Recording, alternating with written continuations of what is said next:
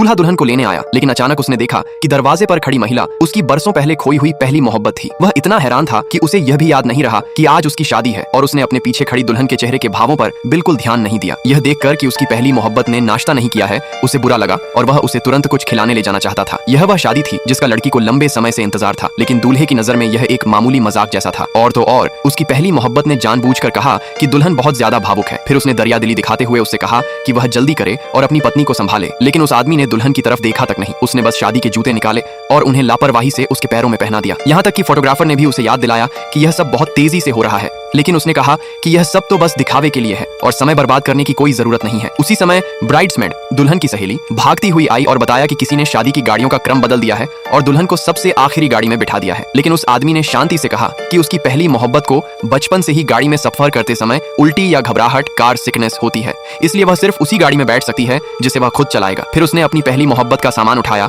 और सीधे उसे अपनी शादी वाली गाड़ी की पैसेंजर सीट पर बिठा दिया। दुल्हन उनके पीछे भागी और यह नजारा देखा, उसका दिल पूरी तरह टूट गया। उसे आखिरकार समझ आ गया कि उस आदमी की नजर में उसके 4 साल के प्यार की कोई अहमियत नहीं थी। ब्राइड्समेड ने उसे शादी रद्द करने की सलाह दी, लेकिन लड़की ने कुछ नहीं कहा। वह बस दूसरी गाड़ी में बैठी और शादी की जगह के लिए निकल पड़ी। हालांकि उसे पता नहीं था कि ड्राइवर दूल्हे का दोस्त था और गाड़ी के अंदर हो रही बातचीत की जानकारी पिछली सीट पर लगी स्क्रीन पर दिख रही थी। उन्हें देखने के बाद ही लड़की को एहसास हुआ कि इतने सालों से उसका पति हर सालगिरह पर अपनी पहली मोहब्बत से मिलने जाता रहा था, और यहाँ तक कि उनकी शादी के दिन भी उसने अपनी पहली मोहब्बत के साथ अंतरंग तस्वीरें खिंचवाई थीं।